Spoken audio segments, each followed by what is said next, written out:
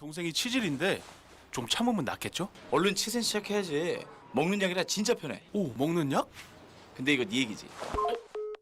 혈관을 튼튼하게 먹는 약 치센. 치질 참지 말고 치센. 아는 동생이 치질인데 좀 참으면 낫겠죠? 얼른 치센 시작해야지. 먹는 약이라 진짜 편해. 오, 먹는 약? 근데 이거 네 얘기지. 혈관을 튼튼하게 먹는 약 치센. 치질 참지 말고 치센. 요즘 단백질 수치가 많이 떨어졌더라. 당신 근육량 떨어졌을 텐데 당신이 먹. 그럼 같이 먹을까? 그래. 체크 한번 해볼까? 체성분을 분석해 매일 관리하게 만드는 다빈치 관리 정말 잘했다. 바디프렌드. 우리나라 사람들은 뭐든지 소화해내고야 만다. 그것도 시원하게. 126년 당신 곁에 활명수. 반복되는 통증이라면 넓은 부위 통증이라면 맨손에담 로션. 맨손으로 정확하게 빈틈없이 더 시원하게 맨손에 쓱. 통증이 싹 바르는 통증 지우개 맨솔에담. 이 더운데 어디 가는겨? 이거라도 챙겨가이소. 애기 파트 실어라. 일단 뭐 아이고, 내 아니면 누가 챙겨주겠는겨? 열기만 해 고소한 참기름 참치 한 그릇 뚝딱. 고소해. 이젠 바로 밥참치 동안 마참. 대한민국이 아직 참전도 안 했는데 싸움이 되겠어? 선수 입장! 끝내 이기고야만 하는 K전투력, 넘볼 수 없는 K협동력. 다시 한번 우리가 나설 시간. 팀 라우킹 신작 콜 오브 드래곤스.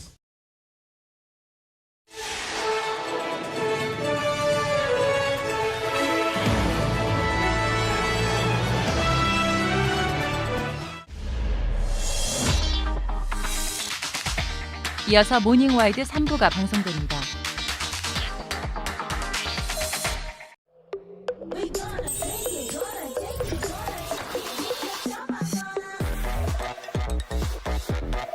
Don't draw the line anymore. Mars. Mars Golf. 지금은 하이뮨 시대. 한양류 단백질의 정상적인 면역 기능, 소화를 고려한 설계까지 좋으니까 하이뮨이죠. 하이뮨 프로틴 밸런스. 라면 하면 저 김종면 아닙니까? 김덕현데요? 이 맛은 김덕현데요? 와, 얼큰하고 고소한 게 김덕현데요? 김과 통깨 고소한 깨미. 탈모 판시들에게 물어보세요. 좀 빠지긴 했는데 괜찮겠죠? 아, 시작부터 드셔야죠. 여자도 괜찮나요? 남자 여자 다 괜찮아요. 효과는요? 괜히 밥 먹이겠어요? 덜 빠지게 붉어지게 풍성하게 탈모엔 판시들. 오늘부터 풍성. 돌코락스와 함께 굿모닝.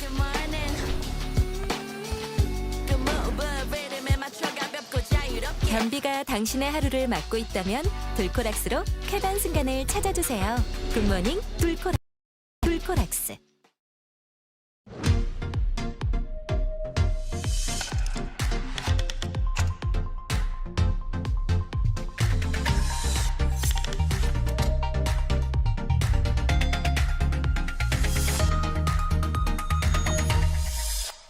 다운이 빨래를 빽빽하게 널면 냄새나.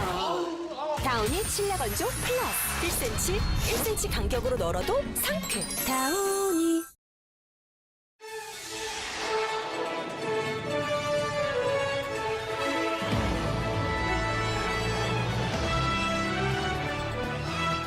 고급 외제차를 몰던 남성이 흉기로 사람을 위협합니다. 잠시 후 길거리에서 이상한 행동까지 보이는데요. 자세한 내용 대한민국 긴급 상황에서 취재했습니다. 서울의 한 골목에서 폭행 사건이 일어났습니다. 남성이 여성을 넘어뜨리고 발로 밟는 등 무차별 폭행을 했는데요. 사건이 있은 후 병원을 찾아가는 등 스토킹까지 한 것으로 드러났습니다. 자세한 내용 잠시 후에 전해드립니다.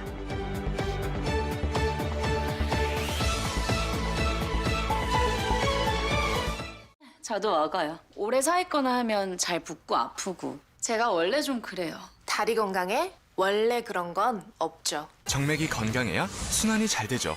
센시아. 센스 좋은데? 센시아가 좋지. 저 몰라요? 우리 여행 갈 때도 결혼식 갈 때도 이 머리도 내가 해줬잖아요. 당신은 이미 글램팜을 만난 적 있다. 미용실에선 원래 글램팜 써요. 글램팜 집에서도 봐요.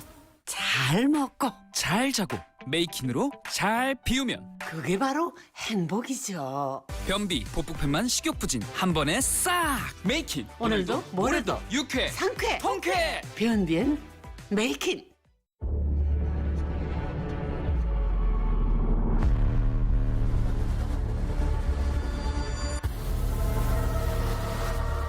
극한까지 여유롭다. 레인지로버 스포츠. 알레르기. 그게 뭐가 문제야? 이 순간을 즐기는 나에게 집중해봐. 효과는 빠르고 졸음 걱정은 줄이고 알레그라와 함께 가장 나다운 순간이 계속되도록 알레그라. 다 맞췄다. 무엇이든 올인하는 한국인에게 딱 맞춘 올인원 설계. GNM 올인원 이뮨 액상 종합 비타민. 고함량 액상 비타민 시대를 열다. GNM. 베를린의 영광이 조선인의 손기정의 영광이야? 우리는 우리 이름으로 못 뛰었으니까 자기 조국에서 자기 이름으로 뛰게끔 해줘야지. 선생님, 저 뛰고 싶어요. 1947 보스턴 9월 27일 극장 대개봉.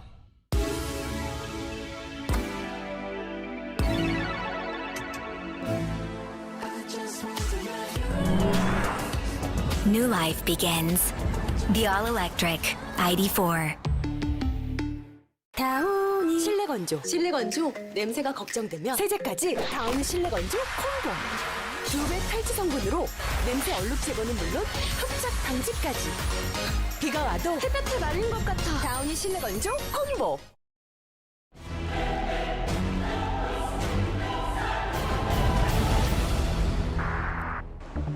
길 한복판에 주차된 고급 외제 차량. 이 차량 때문에 벌어진 사건이 있습니다. 길가에서 이상한 행동을 보이는 이 남성, 고급 외제차의 주인인데요. 대체 무슨 일이 있었던 것일까? 지난 11일 오후 4시경 강남구 논현동에서 일어난 주차 시비가 그 발단이었습니다. 좀 하다가 흉기 같은 거 꺼내고 이제 그 사진 찍으려니 뭐 달아나다시피 그냥 가버리더라고요. 흉기로 상대를 위협 후 그대로 달아난 운전자는 약 3km 떨어진 압구정으로 향했는데요. 압구정 로데오 거리 한복판에 그대로 차를 주차한 채 내리는 모습입니다. 네. 그리고는 어디론가 향하는데요. 뒤이어 경찰이 도착하고 차량을 발견했습니다. 그런데 운전자의 모습이 보이지 않는데요. 어디 갔죠? 2시간의 수색 끝에 발견한 운전자. 그런데 어딘가 이상해 보입니다. 제대로 걷지조차 못하는데요. 다리를 떨며 주저앉아 버리고 중심을 잡지 못해 한참을 버둥거립니다. 왜 저러는 거죠? 그러다 몇 걸음 걷는가 싶더니 이내 중심을 잃고 화단으로 쓰러져 버리고 마는데요. 아이고. 온몸을 다 막 흔들어요. 경련 일어나듯이. 외국에서 거의 좀비같이 이러고 다니. 한 식당 앞에서 중심을 잡지 못한 채 한참을 엎드려 있던 운전자는 주변을 수색하던 경찰에게 발견되어 바로 체포되었습니다. 몸을 가누지 못하는 와중에도 심하게 저항했는데요. 약 3억 원대의 고급 외제차를 소유한 남성, 30대 초반에 무직으로 밝혀졌는데요. 그는 마약 간이 검사에서 필로폰, 엑스터시, 케타민의 양성 반응이 나왔습니다. 아, 마약이요. 필로폰이나 엑스터시는 불법 마약류예요. 처방해서도 안 되고 써서도 안 됩니다. 케타민도 매우 부작용도 많고 해서 주의를 요하지만 현재는 의료용 마약으로서 처방이 가능합니다. 그런데 최근에 의료용 마약의 허점이 의외로 많은 것 같습니다. 취재 결과 사건 당일 오후 12시경 이 남성은 한 병원을 찾았습니다. 잠시 후 간호사의 부축을 받으며 병원을 나서는데요. 그런데 자신의 차 위치를 찾지 못해 우왕좌왕하는 모습을 보입니다. 그렇게 골목을 방황하던 끝에 도움을 받아 겨우 차량을 찾아갑니다. 디스트리뷰터에서 오더라고요. 그러세요. 다른 사람들 그냥 대리 부르시라고 두 번이나 얘기했는데 싫어서. 저 상태로요? 네, 간호사의 도움을 받아 차에 오르는가 싶더니 다시 차에서 내리는데요. 뭘 하나 했더니 차 뒤편에서 볼일까지 봅니다. 대낮에 노상방뇨까지 하고선 다시 차량에 올라타 어디론가로 향하는데요. 위험한데요. 저 상태로 운전하면 안 되죠. 3시경 한 카센터에서 포착된 남성. 그런데 복장이 조금 이상합니다. 검은복까진 모르겠고 바지가 약간 특이하긴 했어요. 약간 치마 같은 느낌. 행동은 괜찮았는데 말투가 약간 어눌했어요. 외국인이 한국말 서툰 것처럼. 카페에다 되는 병원으로 들어가가지고 진료 받고 이렇게 나갔더라고요. 하루에 2곳의 병원을 방문했다는 겁니다. 무슨 일인지 병원을 찾았지만 답을 들을 순 없었는데요. 나머지 한 곳인 내과는 취재팀이 3일간 찾아갔지만 단 하루도 문을 열지 않았습니다. 사건 당일 이 남성은 2차례에 걸쳐 병원에 들렀고 흉기 위협 후 약에 취한 상태로 발견된 건데요. 이제 병원에 가서 어떤 마약류나 이제 그런 걸 투약을 했을 것 같고 그 부작용으로 해서 여러 가지 징후를 보이는 거거든요. 이러한 오남용에 관해서 위반한 경우에 5년 이하의 징역, 5천만 원 이하의 벌금으로 형사처벌이 규정되어 있지만 오남용 우려가 있음을 판단하는 것은 오로지 의료업자의 재량에 맡겨져 있어서 법의 공백이 있는 것으로 판단이 됩니다. 지난달 한 고급 외제차를 운전하던 남성이 마약에 취한 채 교통사고를 낸 사건도 있었죠. 이번 사건과 매우 유사합니다. 그런데 이 두 사건의 피의자가 소위 말하는 MZ 조폭으로 서로 연관이 있다는 주장도 나오고 있는 상황인데요.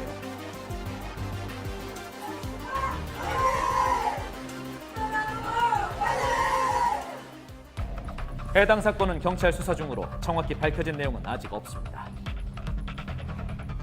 마약 청정국이란 말은 사라진 지 오래입니다. 만연해진 마약 범죄, 더 강력한 제재가 필요하지 않을까요? 8월 중순 대전 중구의 한 골목길에서 추격전이 펼쳐졌습니다. 빠른 속도로 골목길을 질주하는 트럭.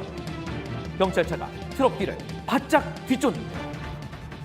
내리세요! 내리세요! 막 그 소리가 나더라고. 경찰차가 막 앞뒤로 막 가로막고 그 문 열으라고 하니까 문을 안 열고. 이날 무슨 일이 있었던 것일까요? 트럭이 택시를 충격하고 도주를 하고 있다는 신고를 받고 출동을 했습니다. 뺑소니 신고를 받고 출동한 경찰. 한 주차장에서 문제의 트럭을 발견했습니다. 그런데 경찰을 발견하고 갑자기 주차장을 가로질러 도주를 시작하는데요. 좁은 골목길을 빠르게 질주해 도망칩니다. 지나가던 행인들도 깜짝 놀라 돌아보는 아찔한 상황. 저희를 봤음에도 불구하고 또 도주를 했다는 거는 뭔가 다른 이유가 있어서 뭔가 도주한 거를 확신이 들어서 쫓아갔습니다. 대로변을 지나 다시 좁은 골목길에 들어선 트럭. 주차된 차량을 파손시키기까지 합니다. 그럼에도 멈추지 않는 질주. 재빠르게 코너를 돌아 골목을 달리는데요. 약 10분가량 아슬아슬한 도주를 이어갑니다. 그런데 오이구! 신호 위반도 서슴지 않는 질주.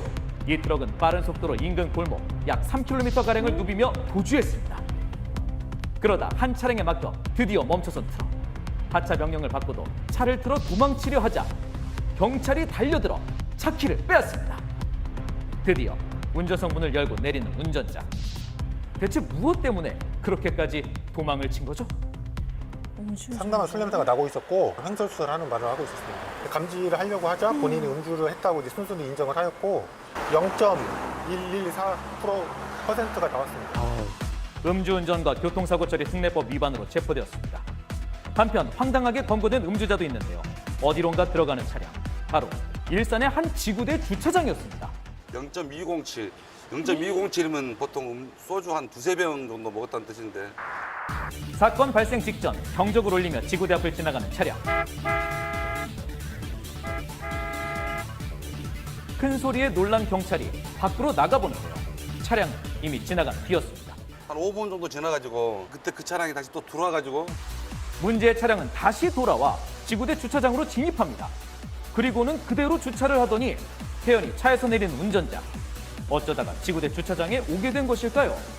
보통 민원업무 보면 안으로 들어와야 되는데 팔을 대놓고 비틀비틀면서 담배 피우고 나가려고 하니까 우리 직원이 다가가가지고 가까이 가자 술 냄새가 났고 검사 결과 면허 취소에 해당하는 알코올 수치가 나온 겁니다. 알아서 찾아왔네요. 경찰서 왜 왔냐고 물어보니까 사건 문 열어 왔다 그러는데 술 취한 상태로 오니까 저희도 또 황당했었죠 그때 그 당시에. 음주운전 숨을 수 있다고 생각하셨나요? 결코 숨을 곳은 그 어디에도 없습니다.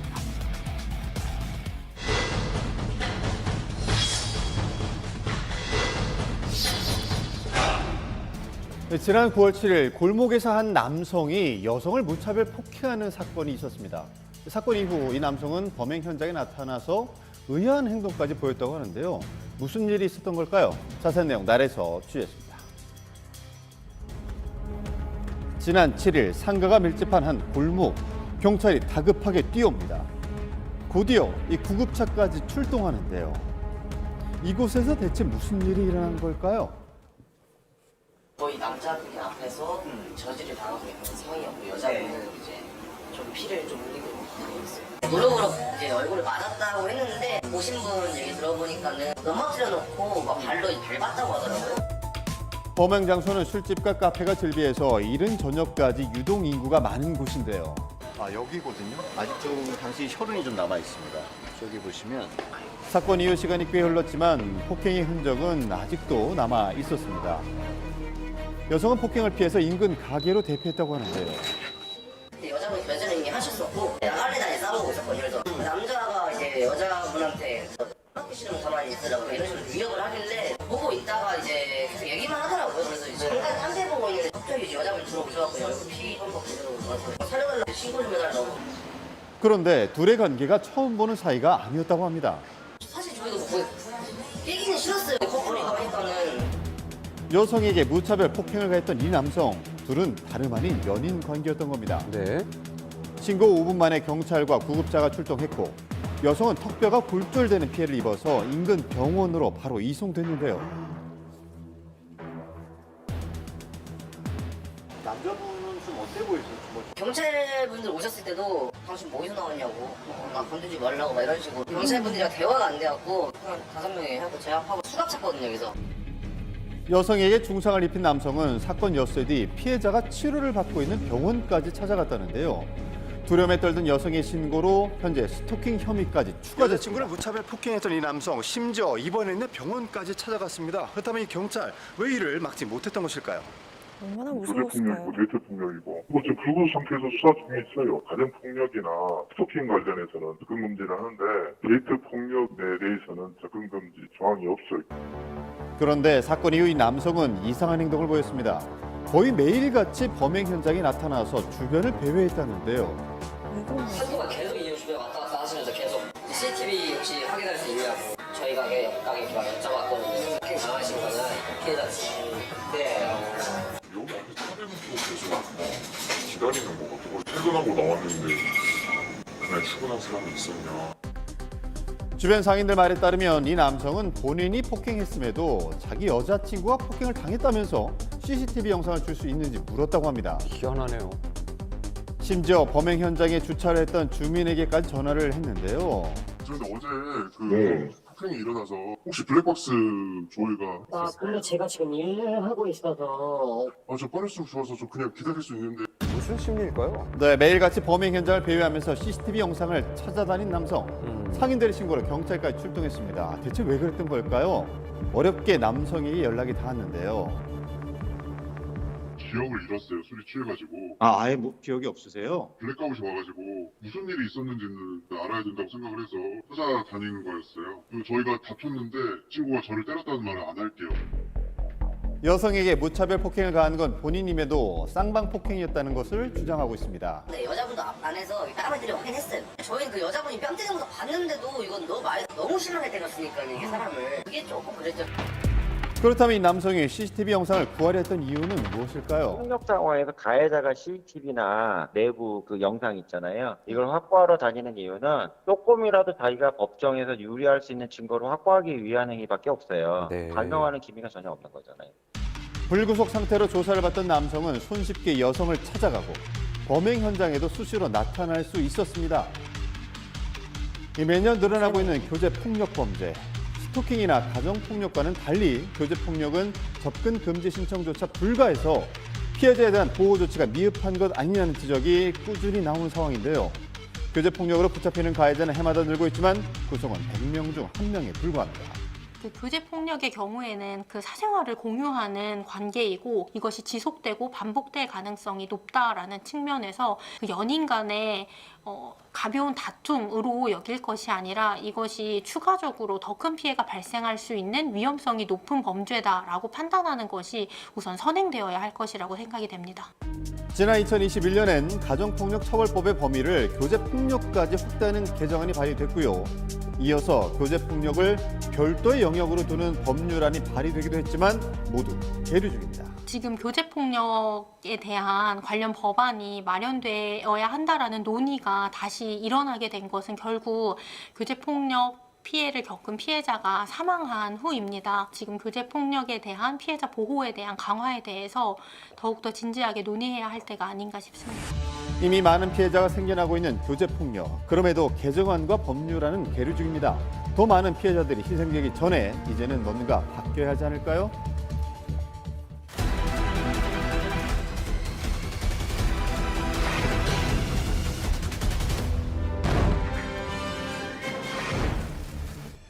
아프리카 대륙에서 네 번째로 큰 나라 리비아.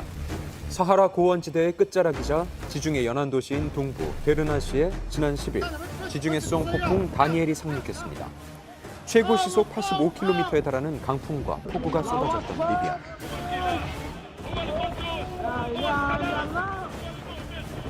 연평균 강우량이 우리나라의 20%에 불과한 데르나에 하루 사이에 1년치 비가 한꺼번에 쏟아진 거죠. 게다가 우기에만 물이 흐르는 계곡이 마을을 지나서 바다로 향하고 있었던 데르나. 범람을 막기 위한 2개의 댐이 있었지만 갑자기 불어난 물을 견디지 못하고 부서지면서 도시의 약 25%가 물폭탄에 휩쓸려 사라지고 말았습니다. لقينا جثتين لقطة على شط البحر ولقينا جثة على شو اسمها على المصقر. 당초 유엔에서 홍수로 인한 사망자를 만여 명으로 추산했지만 어제인 19일 다시 4천여 명으로 집계했는데요. 누가 죽고 누가 실종됐는지 정확한 파악조차 어려운 상황. 이상기후가 사실상 가장 큰 원인이고요. 그럼 두 번째 가장 치명적인 것은 사실상 댐 정비라든지 리비아 국민들의 생활의 질을 높일 수 있는 인프라 건설 같은 것들이 거의 정비가 되지 못했던 것이죠. 건설된 지 50년이 넘어서 안전성에 대한 지적도 받아왔던 데르나의 두 댐. 하지만 지난 2011년 보수를 맡았던 외국 기업이 철수한 후 관리는 부실했는데요. 그 이유는 뭘까? 현재 리비아 정세가 지금 통합 정부가 구성이 되지 못하고요. 동서로 지금 나눠져 있는 상황이고요. 자국민의 복지나 안전에 대해서 그렇게 큰 신경을 쓰지 못하고 있습니다. 42년간 철권 통치를 이어왔던 리비아의 카다피 정권은 2011년 중동에 불어왔던 민주화 운동 아랍의 봄에 의해 막을 내렸죠. 이후 통합정부를 구성하는 데 실패하면서 사실상 두 개의 정부가 동서로 나뉘어 10년 동안 내전을 이어오고 있습니다. 영토와 석유를 둘러싼 싸움이 길어지면서 댐이나 도로 등 시설에 대한 투자는 거의 할 수가 없었던 리비아. 이권 다툼이 치열해지는 동안 관리되지 못한 공공시설은 데르나 인구의 16%를 사망에 이르게 한 무기로 돌변하고 말았습니다. والصبايا مش سهلة يا رجل واحد من الظروف انك خلص والله بعرف الا ربك. People are still absorbed in this shock. No one believes it. They're filled with anger, hatred for the government. 갈 곳을 잃은 생존자들의 분노는 동부를 관할하는 리비아 국민군 정부를 향했습니다. 댐 붕괴 사고가 인재로 드러나면서 시장은 정직됐지만 시장의 집에 불을 지르고 항의하는 시민들. 지금 북아프리카에 속한 국가들의 재정 상황이 그렇게 넉넉하지 않고 내부적으로도 좋지 않은 상황이라서 리비아처럼 이런 큰 재해가 또 이런 북아프리카 국가에 발생한다면 이 국민들의 안정이 보장되지 않을 가능성이 높고요. 피해도 상당히 커질 수밖에 없는 그런 상황이라고 할 수 있습니다.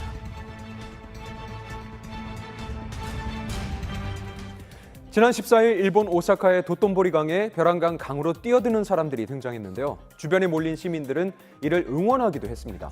네, 이날뿐만이 아닙니다. 과거에도 수차례 도톤보리 강에 뛰어든 사람들이 있었다고 하는데 그 이유는 무엇인지 현장 상황 바로 만나보시죠.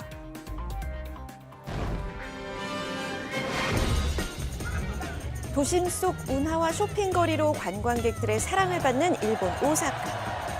지난 14일 밤 간사이 지방의 랜드마크와도 같은 이곳에 수많은 인파가 몰렸습니다.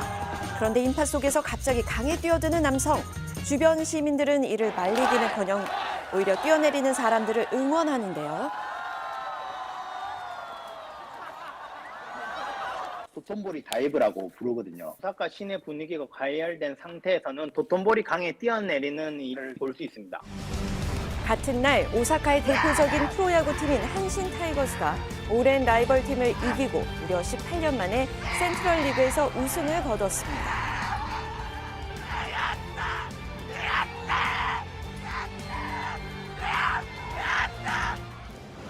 우승팀 팬들의 열기로 뜨거웠던 에비스다리. 안녕하십니까. 여기는 지금 도톤보리 에비스다리 앞에 나와 있습니다.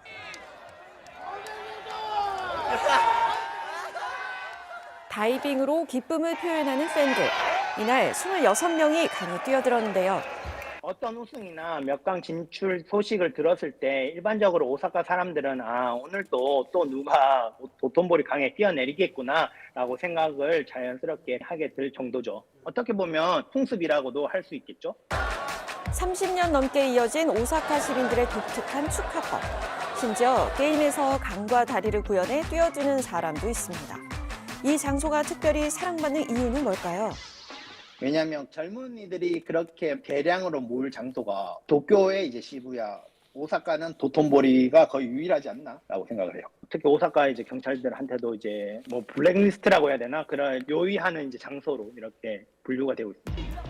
도톤보리 강은 평균 수심이 약 4m로 전혀 얕지 않은 데다 꾸준히 정화 작업을 하고 있지만 수질 역시 깨끗한 편은 아닌 상황. 지난 2015년에는 새해를 맞아 뛰어든 오사카 시민들을 따라하다 한국 학생이 사망에 이르는 사고도 있었습니다. 게다가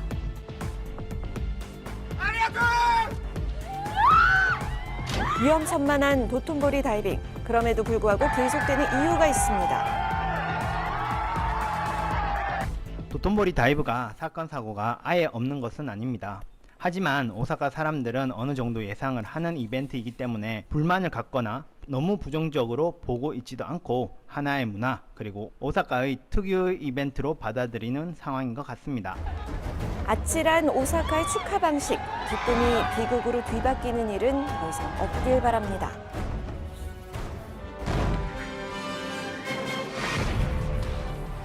베트남의 수도이자 정치 문화의 중심지인 하노이. 약 805만 명의 주민이 살고 있는 이 도시에 지난 12일 밤 아파트 화재가 발생했습니다. 약 150명이 거주하고 있었던 아파트. 10층 규모의 건물 전체가 불길에 휩싸이고 말았는데요.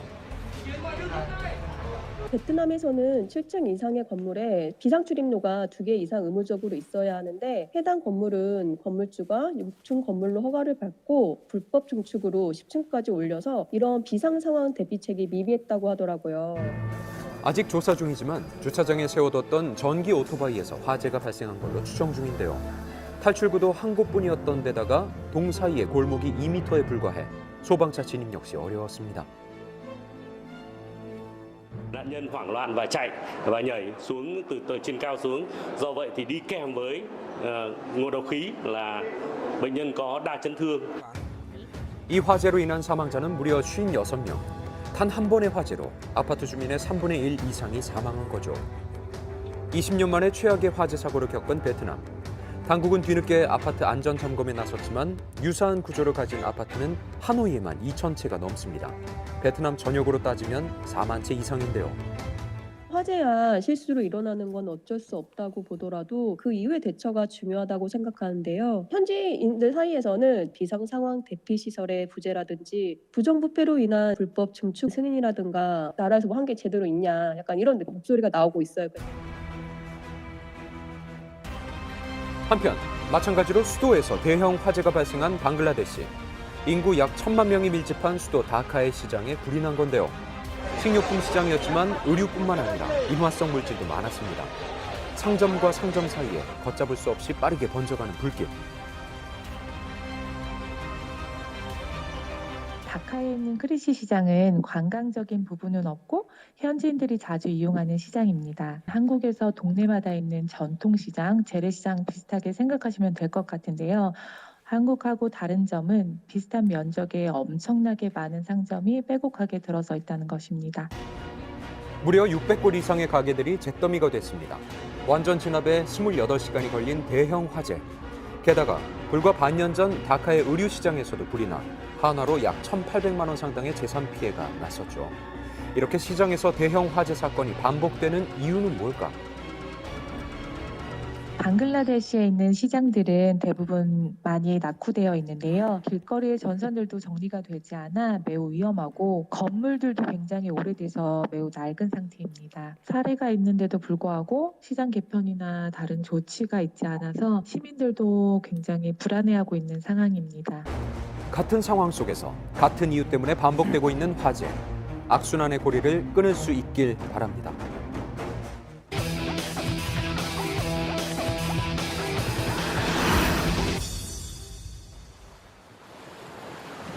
일본 오키나와에서는 이 파도 소리를 CD에 담아 팔곤 합니다.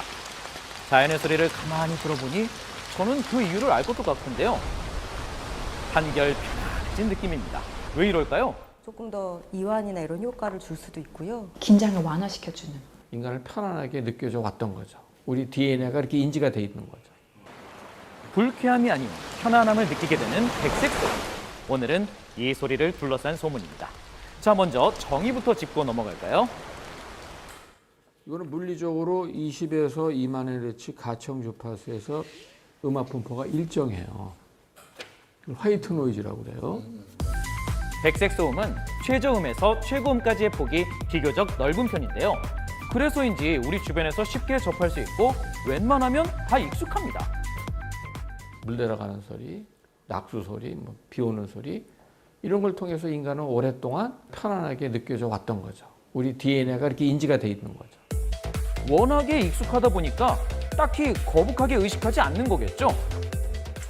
오히려 너무 조용하고 잠잠할 때보다 안정감을 얻을 때도 있잖아요. 잠이 들 때 뇌파가 변하는데 알파파를 증가시키고 또 베타파를 감소시켜서 잠에 들기 쉬운 상태의 뇌파를 이렇게 만들어낸다. 그런 것도 있고요. 뇌파를 측정해 직접 확인해 보기로 했습니다. 자, 알기 쉽게 볼륨을 키운 로그막과 비교해 볼 텐데요. 백색 소음인 빗소리를 들을 때와 어떤 차이가 있을지 궁금하시죠? 바로 검증 들어갑니다. 알맞은 시간 간격을 두고 뇌에 어떤 변화가 일어나는지 측정해 본 결과 비트가 빠르고 음량이 큰 노래에는 델타파가 늘었고요. 비 내리는 소리, 백색 소음에는 심신을 안정시키고 수면을 돕는 알파파가 증가했습니다. 활동성은 떨어지고 심리적인 안정도는 늘었다고 보면 되는데요. 그래서인지 우는 아기를 달래야 할 때나 통잠을 재워야 할 때도 백색 소음을 찾는 사람이 많아졌답니다.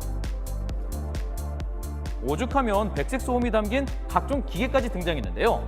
아기들이 안정을 취할 수 있게 도와주는 용도죠. 그런데 탁월한 효과는 심신 안정과 수면 촉진만이 아니라고요? 좀 더 집중을 할 수 있게끔 하는 것도 조금 도움이 될 수는 있을 것 같아요. 네. 실제 백색 소음을 들었을 때 학업 성취도나 업무 효율성이 부쩍 높아졌다는 연구도 다수 있죠. 게다가 귓병이 났을 때도 치료하는데 이 소리가 요긴하게 쓰인다고요? 백색 소음, 우리가 주변에서 이제 들을 수 있는 청소기 소리라든지 드라이어 소리 같은 이런 생활 소음이 계속 들리게 되면은 그것 때문에 신경이 좀 분산이 돼가지고 이명을 조금 덜 느끼게 되는, 이명에 대해서 불편감을 좀 덜 호소하시는 경우가 있어서 이런 원리를 이용해서 백색 소음을 많이 사용하게 됩니다. 병적인 상황을 극복하는 데에도 중요한 역할을 한다는 거네요. 그렇다면 이제라도 들어봐야 할까요? 하지만 근데 이제 역효과가 있을 수도 있죠. 지금까지 들은 얘기로는 왠지 좋은 점만 있을 것 같았는데 의외의 부작용이라도 있는 걸까요? 바로 확인해 보시죠. 너무 지속적으로 듣거나 그럴 때 이제 그런 것들이 오히려 소음성 난청으로 이어진다든지 청력이라든지 이런 것들에 또 문제가 생길 수도 있거든요. 만약 듣는 대상이 젖먹이 아이라면 문제는 청각세포 손상만이 아닙니다. 작은 소리로부터 이제 배워서 뇌를 발달시키는 이런 과정이 있는데 그런 과정이 방해를 받을 수가 있기 때문에 언어 발달에 문제가 생길 수도 있습니다. 또 민감도에 따라 그저 불쾌하고 시끄러운 소리로 들릴 수도 있다고요. 특히 유아들한테는 더 나쁜 영향을 줄 수가 있다고 봐요. 아무리 좋은 음악이라도 내가 듣기 싫으면 노이즈인 거예요. 스트레스인 분들도 계시잖아요. 그래서 호불호가 있기 때문에 수면을 방해하는 경우도 있을 수 있는데 애들은 뭐 표현을 할 수도 없잖아요. 그래서 만약 듣는 대상이 젖먹이 아이라면 문제는 청각세포 손상만이 아닙니다. 아무리 인기 있는 음악도 억지로 들을 땐 괴로운 법. 문제는 또 있습니다. 빗소리라도 디지털로 들으면은 거기에 껴있는 양자와 노이즈 때문에 생체에 부담을 주죠. 비슷하게 들려도 디지털 신호에는 진동수가 큰 소리가 섞여 있을 수 있어 직접 듣는 것과는 다를 수밖에 없죠. 요거는 귀에는 안 들리는데 우리 쇠포가 듣죠. 성장 호르몬에도 영향을 주고 생체 모든 오장육부에도 영향을 준단 말이에요. 그러니까 좋은 영향은 주지 않는다고 보죠. 직접 듣는 백색 소음이 아닌 이상 악영향도 과소평가할 수 없는 상황. 그럼에도 꼭 필요한 경우라면 어떻게 활용하는 게 좋을까요? 이명이 꾸준히 있었던 그런 환자가 되게 효과적이었을 때 이제 필요할 때만 한 번씩 좀 그렇게 활용을 하면 좋죠. 이명 같은 경우에서도 한 4시간 이상 연속해서 사용하시는 거는 조금 피하라고 말씀을 드리고 있습니다. 백색 소음에 장기간 지속적으로 노출될 경우는 득보다 실이 많을 수 있어서인데요. 대표적으로 2가지를 꼽았습니다. 오히려 백색 소음에 의지를 하게 되면 백색 소음 없이 못 자게 되는. 너무 그것에 의존하는 경우도 생길 수가 있고요. 그리고 어쨌든 소리가 나는 거니까 수면 깊은 잠에 드는 것을 방해한다든지 그것 때문에 잠에서 깨는 경우가 생길 수가 있습니다. 잠든 동안에 잡음이 심하면 깊은 잠을 잘래야 잘 수가 없겠죠. 최소 30cm. 그 소리는 50데시벨. 조용한 사무실. 그러니까 이 정도 소리가 넘지 않도록 해라고 이제 권고를 하고 있더라고요. 꿀잠을 위한 백색 소음. 가을 햇빛 아래 30분 휴식만으로도 충분합니다. 다음은 먹자포구 보실 텐데요. 오늘은 심해 1000m 아주 깊은 바닷속에서 산다는 귀한 걸 만나고 왔습니다. 네, 이게 겨울철에만 나는 줄 알았는데 네. 동해 깊은 바다로 나가면 이게 365일 만날 수 있다고요? 그렇다고 하네요. 특히 이 속풀이 해장에도 이것만한 게 없다고 하는데 뭔지 궁금하시죠? 지금 바로 확인해 보시죠. 알려지지 않은 작은 포구에 특별한 제철 음식을 찾아가는 먹자포구. 지금 그곳으로 출발하죠. 동해에 귀한 게 있다면서요? 그 소식을 듣고 강원특별자치도 동해시의 어달항을 찾았습니다. 너 진짜 못생겼다. 저렇게 엄청 크네. 아, 대체 뭘 보고 놀라시는 건지 사람들의 시선을 집중시킨 이것의 정체는요? 수족관에 달라붙어 있는 바로 이 녀석. 배에 커다란 빨판이 아주 특이하죠? 이게 다 뭐예요? 곰치예요. 곰치요. 정확한 학명으로는 미거지입니다. 미거지. 정식 명칭은 미거지. 꼼치과의 생선으로 주로 물곰이나 곰치라고 불리고 있죠. 사람들이 이렇게 살아있는 곰치를 보고 신기해하는 이유가 있는데요. 물론 생김새가 좀 독특한 것도 한몫하겠지만요. 네. 주로 겨울철 동해안에서 많이 잡히는 곰치는 선어로 많이 보이기 때문입니다. 대표적으로 못생긴 생선 중에 하나지만 곰치는 미식가들 사이에서는 아주 사랑받는 생선이죠. 생김새는 비록 이럴지라도 가시가 적고 살의 맛도 무척이나 순하고 담백한 맛을 자랑한다고요. 반전이네요. 게다가 이 곰치는 크기도 엄청난데요. 보세요. 성인 남성 팔 길이보다 깁니다. 팔보다 더 길어요. 와, 진짜 와. 크네요. 이 곰치를 한번 꺼내볼까요? 성인 남성 혼자 들기도 벅찰 정도로 무게가 상당한데요. 들 수가 있어요? 우와. 몇 킬로예요? 이게 몇 킬로나 될까요? 한 12킬로 나갑니다. 12킬로? 예. 이게 바로 거대 대물 곰치. 아, 그래요? 이걸로 곰치 요리를 만들면 또 얼마나 맛있을까요? 아주 푸짐할 것 같은데요. 근데 진짜 못생겼어. 곰치의 껍질을 벗겨냅니다. 싱싱한 곰치는 살이 매끈하고요. 또 이렇게 분홍빛을 띠죠. 산지에 특구한 신선한 곰치로만 먹을 수 있는 곰치회. 동해안의 소울푸드죠. 곰칫국에 들어가는 김치는 직접 담가서 사용한다고요. 들어가는 게 김치를 잘 담아야 돼. 비린내도 안 나고 김치 국물에 곰치를 숭덩숭덩 썰어 넣으면 곰칫국이 완성되는데요. 찬바람이 솔솔 불어올 때 뜨끈한 이 곰칫국 한 그릇만한 게 없다고 하네요. 시원한 국물이 속도 확 풀어주고요. 또 입에서 살살 녹는 곰치살의 맛이 일품이죠. 너무 맛있어요. 국물 맛은 어때요? 시원하게 속이 확 풀리는 곰칫국의 맛. 바로 이쪽은 이거죠. 일단 냉동이고 이쪽은 생물이라 해서 더 맛있어요. 네. 그리고 이것만의 특별한 게 또 있다고요. 아니 이게 대체 뭔가요? 밥에다가 뭔가 특별한 비법 소스 같은데 최근에 개발한 요리라고요. 다른 곳에서는 맛보지 못하는 곰치 특별 메뉴인데요. 뭔지 아시겠어요? 빨간 양념에 곰치의 특별한 부위로 만드는 거라고 하는데요. 되게 고소하고 매콤하고 이거 진짜 밥도둑인 것 같아요. 혓바닥에 살살 감기는 그런 느낌이었어요. 입에서 살살 녹는 그런 맛이었어요. 바로 곰치의 간과 위장에 양념을 해서 걸쭉하게 끓여낸 곰치 애탕이었습니다. 곰치 음식 전문점을 오랜 시간 동안 운영하면서 더욱더 특별한 곰치 요리를 고민하다가 생긴 메뉴라고요. 자, 그렇다면 동해의 명물 곰치를 한번 잡으러 나가볼까요? 곰치 조업 나가는 배를 따라 나가봤습니다. 아니 곰치는 겨울에만 나오는 거 아니에요? 아니요. 겨울에는 저 먼바다에 있던 고기들이 일로 이제 가을로 산란하러 들어와갖고 동해에서는 사계절 내내 곰치가 잡히는데요. 요즘은 심해 1000m 아래에 있는 곰치를 잡는다고요. 또 겨울에는 곰치들이 연안으로 들어와서 더욱더 가까이에서 잡을 수 있다고 하네요. 무려 1시간 이상 항해해서 어장이 있는 먼 바다까지 나갔습니다. 열흘 전에 쳐놨던 그물부표를 찾았는데요. 그런데 그물은 안 보이고 계속 줄만 올라오네요. 이 줄이 1000m야. 드디어 그물에 걸린 뭔가가 보이는데요. 오, 개네요. 기대를 한껏 했지만 아쉽게도 곰치가 아닌 홍게였습니다. 곰치는 언제 와요? 곰치 잡으러 온 거 아니에요? 근데 왜 홍게만 올라와요? 한번 기다려보죠. 왕님이 주시는 만큼만 잡아갖고 갈래요. 자, 이번엔 곰치가 올라왔을까요? 곰치 왔구나. 곰치 왔어. 오오오. 왔어요. 큼지막한 곰치가 잡혔습니다. 오늘 만선의 꿈을 이룰 수 있을까요? 하지 말랬다. 한번만 더 해라, 다들 누구신데? 와 이러노? 부부요?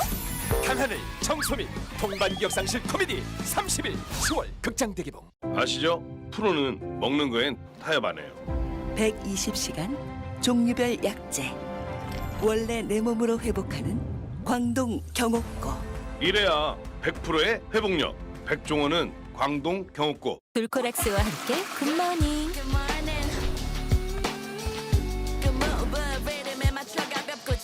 변비가 당신의 하루를 막고 있다면 돌코락스로 쾌변 순간을 찾아주세요. 굿모닝 돌코락스. 저 몰라요? 우리 여행 갈 때도 결혼식 갈 때도 이 머리도 내가 해줬잖아요. 당신은 이미 글램팜을 만난 적 있다.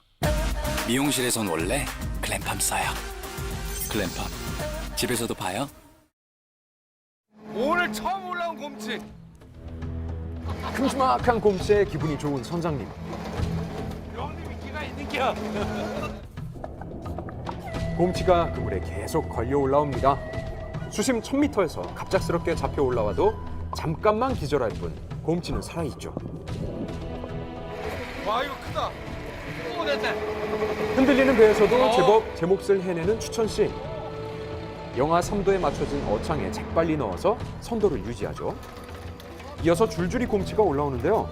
이야, 이 정도면 곰치 풍년이네요. 그물에서 곰치를 빼내는 추천 씨의 손이 바빠집니다. 2마리. 곰치가 쉴 새 없이 올라오죠. 와, 막 올라온다 이제. 야, 진짜 신나겠어요. 깊은 수심에서 올라온 곰치들만 잔뜩 보이네요. 이렇게 쉴 새 없이 쏟아지는 곰치에 선상위는 바빠졌습니다. 추천 씨, 벌써 지친 거 아니죠? 아이고. 아무나 할 수 있는 게 아니야. 이렇게 조업이 종료되고 항구로 돌아갑니다. 오늘 얼마나 잡았나요? 한 마리 정도 될 것 같아요. 그 중에서도 제일 싱싱한 곰치로만 골라서 인근 식당에 판매합니다. 어머 세상에. 처음 보세요? 곰치잡이 20년 경력의 부부도 처음 보는 요리가 준비 중이라고요? 하얗고 탱글탱글한 이건 바로 곰치회인데요. 갓 잡은 곰치 아니면 또 먹기가 힘든 귀한 요리죠. 오늘은 고생한 선장님을 위한 곰치 밥상이 차려졌습니다. 선장님 부부도 처음 맛보는 곰치회. 맛있게 먹는 비법이 있는데 알려드릴게요. 다시마에 곰치 알젓과 생겨자를 함께 곁들여 먹는 거죠. 처음 먹은 곰치회 맛에 반하더니 너무나 맛있어서 추천 씨한테 바로 맛을 보여주네요. 아삭아삭하는 느낌 소리 귀에 들려요. 예. 곰치를 잡고 곰치를 요리하고 곰치와 평생을 함께한 세월. 동해로 곰치 드시러 오세요.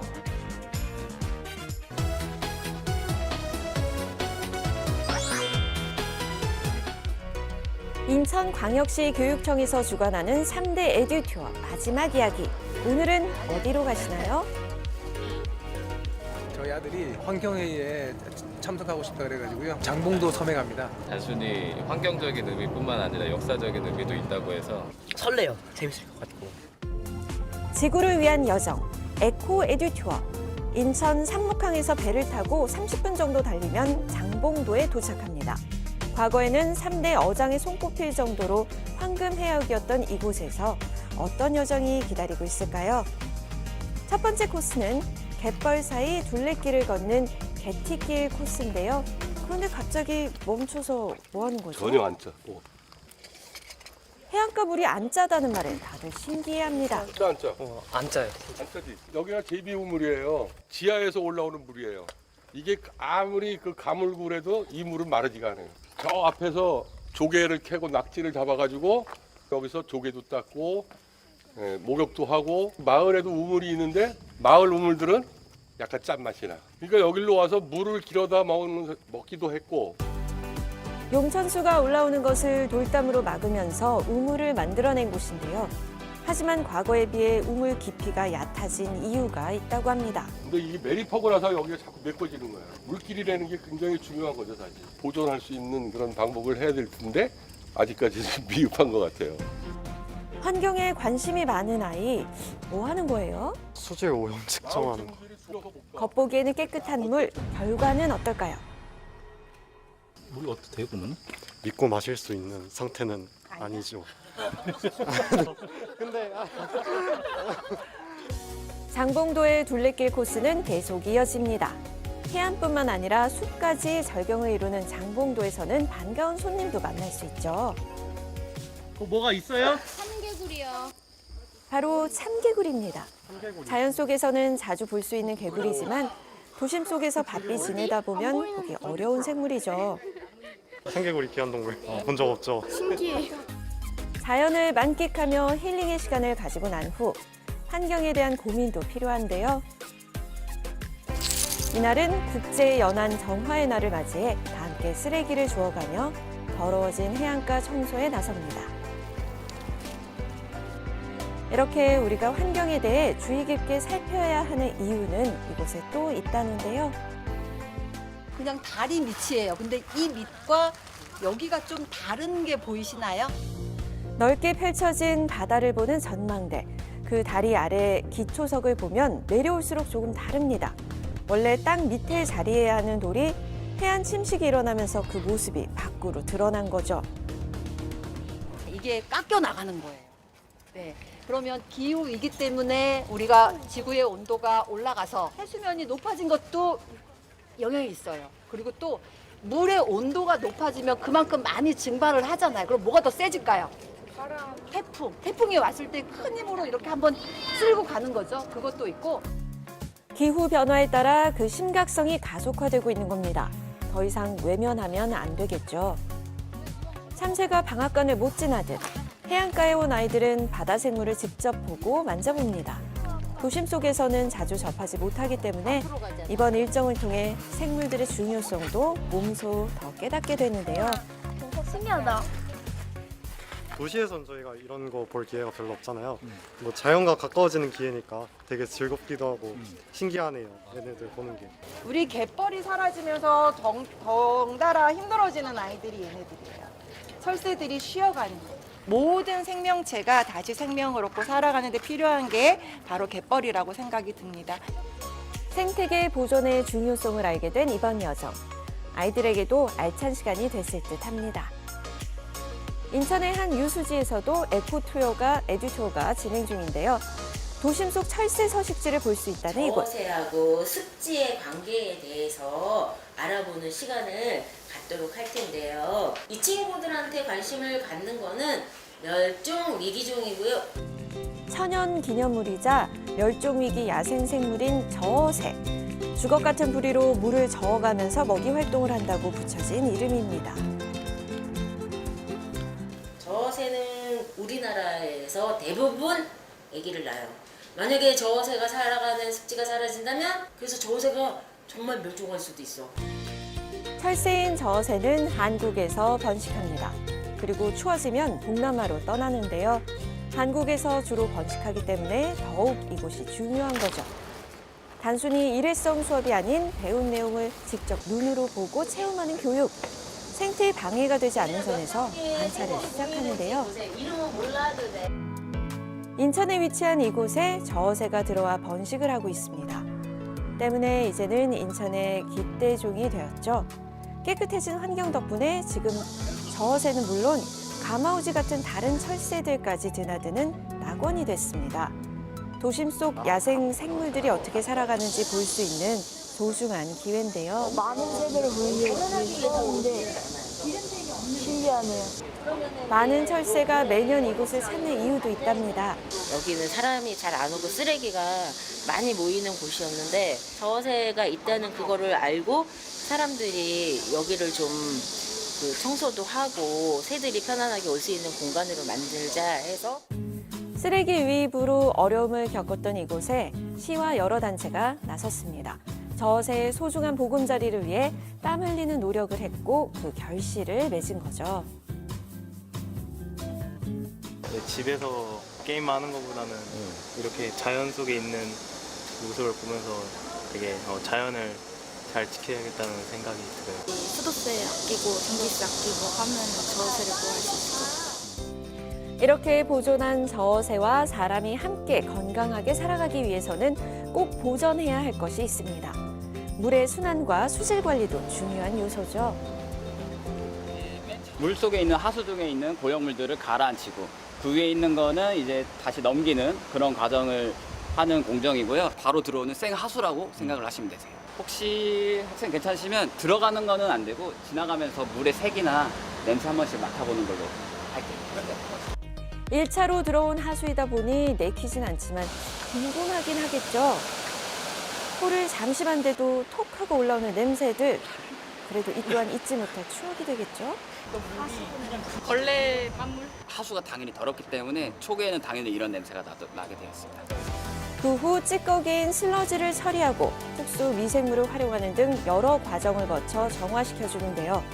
그 물은 서해로 방류되거나 사업소 내 생태 연못으로 재이용된다고 합니다. 맑아진 물이 흐르게 되니까 환경보호에도 큰 힘이 되겠죠.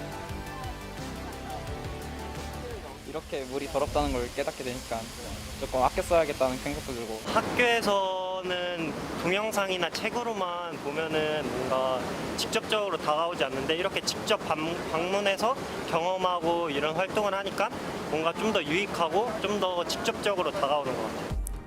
매년 기후 위기로 지구가 몸살을 앓고 있습니다. 온난화의 주범으로 꼽힌 온실가스. 우리의 터전을 지키기 위해선 자원이 재생되는 것도 중요한데요. 탄소 배출을 막는 데 큰 역할을 한다는 이곳을 찾았습니다. 건물에서 발생하는 온실가스의 양은 전체 나라에서 배출하는 온실가스의 양 중 약 24% 정도로 많은 양을 차지하고 있는데요. 건물에서 이제 필요로 하는 에너지를 만들어서 사용하고 있는 에너지 자급자족 건물인 탄소제로 빌딩으로 이제 불려지고 있습니다. 옥상은 물론 건물 전체를 태양광 모듈이 덮고 있습니다. 지하에 지열 파이프를 매설하고 사무실 조명 또한 태양빛을 받아서 사용한다고 합니다.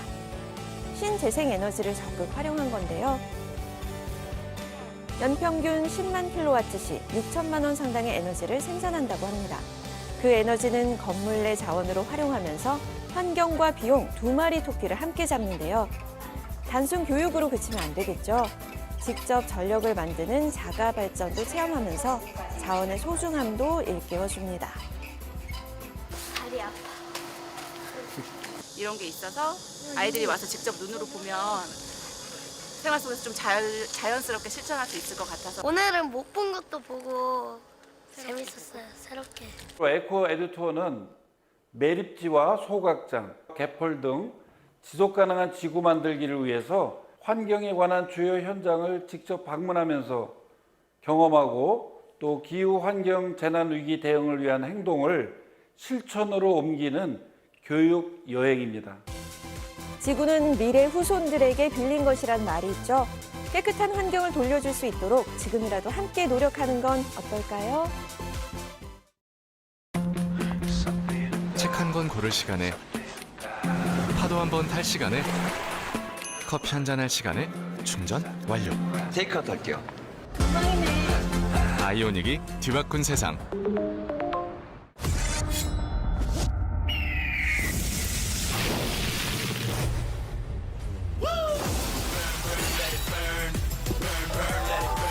고기 맛의 국물, 세상 없던 국물, 하남 돼지채. 오, 크레마. 좋네요. 살게요. 잘 쓰세요. 저기요, 이왕 내린 거 향이 좋네요. 아이오닉이 뒤바꾼 세상. 엄마, 얼음! 아이스크림? 우와, 아이스크림. 아이스크림. 와, 얼음나무다. 국내 최초 얼음 정수기. 특허받은 얼음이니까. 엄마, 얼음 엄청나. 얼음 정수기는 정원 아이스 아이스트리. 우와, 미쳤다. 와, 미쳤다. 에, 차이. 뭐야, 와. 뭐야, 에, 차이. 찰랑거림의 차이. 하트 브러쉬. 하트 브러쉬. 트랜스 지방은? 제로. 맛은 100. 제로에서 100. 랩이야? 진공팩이야? Press and seal. 랩이야? 밀폐 용기야? Press and seal. Magic wrap. Glad. 바빠서 관리할 시간이 없으시다고요? 듀얼소닉으로 어디서나 간편하게, 효과는 확실하게. 깊이의 차이가 탄력의 차이. 듀얼소닉. 아이는 부모라는 소파에서 자랍니다. 지금 뭐 한다고? 변함없는 포근함. 결국 자코모. 쿠쿠의 새로운 압력 제어 시스템으로 소음은 사라지고 압력은 더 강해지다. 기대 그 이상의 기술. 쿠쿠 마스터셰프 사일런스. 목요일까지 전국 대부분 지역에 비가 내리겠는데요. 수도권에는 많게 60mm 정도의 비가 오겠습니다. 네, 비가 내리면 기온은 빠르게 떨어지는데요. 전국적으로 최고 기온이 25도인 안팎인 만큼 건강관리 잘하시기 바랍니다. 네. 오늘 준비한 소식 여기까지고요. 저희는 내일 아침 다시 찾아뵙겠습니다. 고맙습니다. 언젠가 만나게 될